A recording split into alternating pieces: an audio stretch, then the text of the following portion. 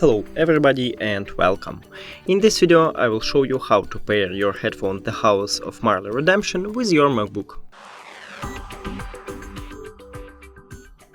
You have to start by click on the Bluetooth icon, now go to settings. Then open the case and it should enter to pairing mode automatically, but if it doesn't, just press and hold button at the back for at least 3 seconds. Now, did we see? No. So I just press and hold it. And right here the LED light starts blinking, so it means that it's entered to pairing mode. Now click connect. And we did it. Thank you for watching this video. If you found it helpful, please consider subscribing to the channel and leave the like on the video. It's really important to us. See you later!